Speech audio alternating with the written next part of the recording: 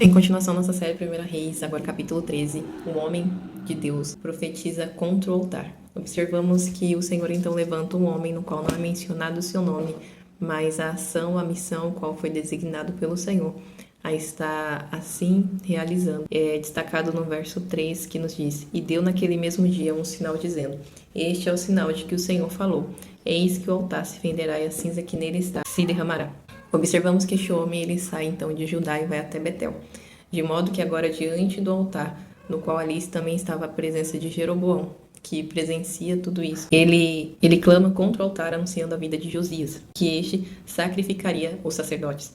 E observamos que após dito essas coisas, Jeroboão eleva suas mãos à direção do altar, no qual são secas. Elas se secam e após este homem, o qual aqui, que é levantado como um profeta, mas que traz juízo diante daquele tempo, ele clama para que o Senhor venha trazer de volta, né, a vida as mãos de Jeroboão, de modo que elas voltam ao normal. E segundo as orientações do Senhor, este homem que é levantado por Deus, ele deveria cumprir a sua missão e voltar pelo mesmo caminho sem ter parado, sem interromper a sua jornada de volta a Betel, de modo que ele deveria apenas seguir o caminho e fazer tudo conforme o Senhor, sem beber água ou comer pão. Mas observamos que é descrito que um profeta, sabendo que este homem foi levantado por Deus e estava na cidade, então esse profeta o convida à sua casa a beber água e comer. Observamos que esse convite é feito em nome do Senhor, porém o Senhor não havia feito esse convite nem levantado um profeta para tal, mas de modo que este profeta, sabendo que este homem de Deus estava ali na cidade, ele convida este homem, no qual, acreditando então na palavra profética que havia recebido, se assenta, come e bebe. E observamos que assim também é em nossos dias. Buscamos ao Senhor e se dele recebemos uma palavra, devemos permanecer, ainda que não seja fácil, mas o Senhor nos garante que é possível com ele. Observamos aqui que este homem de Deus, ele deixa de ouvir a voz do Senhor, que o havia convocado, e passa a ouvir a voz do homem que havia falado em nome do Senhor, quando na verdade o Senhor não havia dito nada. E em nossos dias também é assim. Há muitos que se levantam e dizem em nome do Senhor, quando na verdade o Senhor não mencionou nada. Por isso devemos buscar a presença de Deus e a sua palavra, para que não venhamos ser enganados, nem confundidos por aquele que não tem a intimidade, não tem o temor e o tremor na presença do Senhor. Assim como este homem de Deus aqui, ele cai, ele erra, ele é levado à morte, porque é mencionado que na sua jornada de retorno, então ele é atacado por um leão.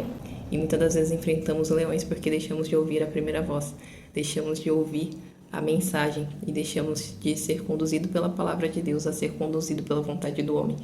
E devemos então ter temor e ter cuidado para que não venhamos confundir a voz do nosso Deus com a voz daqueles que querem nos levar para caminhos distantes da presença do onipotente, onisciente e onipresente. E que venhamos refletir que se o Senhor nos deu uma palavra e ele ainda não mudou, não falou nada acerca dela, não alterou a rota, devemos permanecer em fé e coragem.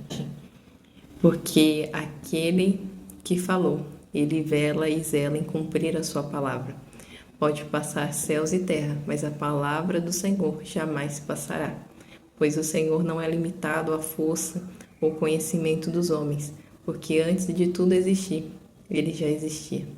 E ele é quem fundou até os firmamentos e sustém todas as coisas pela sua onipotência. E observamos que este homem então se rebela e pela sua desobediência é morto. E Jeroboão continua com suas muitas iniquidades, levando o povo à perdição. Devemos então nos atentar à voz e ser sensíveis à voz do Senhor. Não olhar para a direita ou para a esquerda, mas para levar os olhos aos montes, porque certamente de lá virá o socorro, a direção correta. E então alcançaremos e chegaremos, lançada pelo guerreiro, que não perde batalha. Que Deus te abençoe.